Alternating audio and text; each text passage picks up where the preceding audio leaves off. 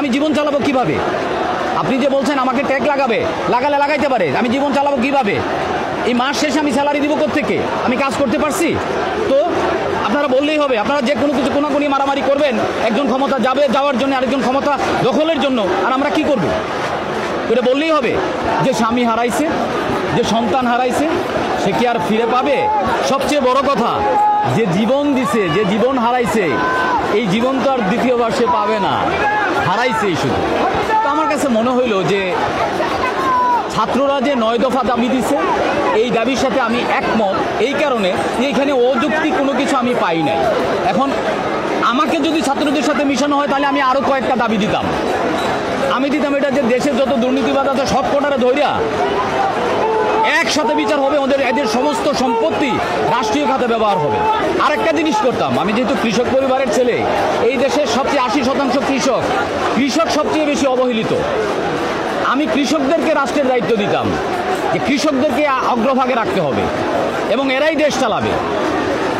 ঠিক আছে? তো মূল কথা হলো এটা ভাই, এই যে বিশৃঙ্খলা, এই যে খুনাখুনি মারামারি, এইটা আর দেখতে চাই না। অস্থির, আর ভাল লাগছে না। এটা থামুক, অনেক হয়েছে ভাই।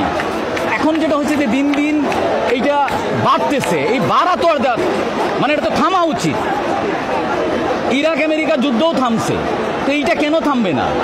আরে ভাই, বাঙালি তো ইমোশনাল জাতি, এটা তো থামা উচিত। চাইলেই আমরা থামাইতে পারি, এখন কেন থামছে না সেটা জানি না, কিন্তু থামা উচিত। আমার উপরে ট্যাগ যদি লাগাইতে পারে, আপনার প্রশ্ন আমি বুঝে গেছি। এখানে কি আপনার মনে হয় না যে আমরা যারা আসছি, আমরা কেউ মানে আওয়ামী লীগকে সাপোর্ট করি না, আমরা মুক্তিযুদ্ধকে সাপোর্ট করি না? শুনেন, স্বাধীনতা আর মুক্তিযুদ্ধ দুইটা আলাদা জিনিস। আমরা এখন আমাদের যুদ্ধটা হচ্ছে মুক্ত হওয়ার যুদ্ধ এটা। তো আমাকে যদি কেউ ট্যাগ লাগাইতে পারে, এটা তো মানে এক একজনে, আমার ব্যক্তি স্বাধীনতায় আমি আসছি, আরেকজনের স্বাধীনতায় উনি আমাকে ট্যাগ লাগাইতে পারে। এখন এই লাগালে তো কিছু করার নাই। আমার তো পিঠ অস্তিত্বে ঠেকে গেছে, আমার পিঠ দেয়ালে ঠেকে গেছে। আমি কি করব?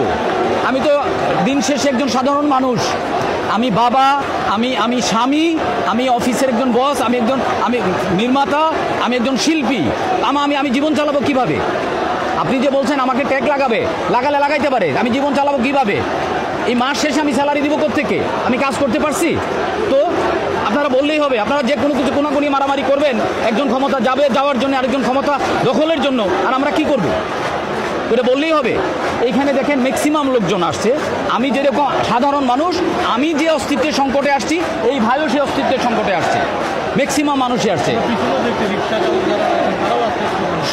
ভাই, সর্বসাধারণের তো এটাকে আপনি কিভাবেই করবেন? এখন আমাকে যদি কেউ ট্যাগ লাগায়, তাহলে লাগাইতে পারে, আমি কি করব ভাই? আমি আসছি শিল্পী হিসাবে, আমি আসছি সাধারণ মানুষ হিসাবে।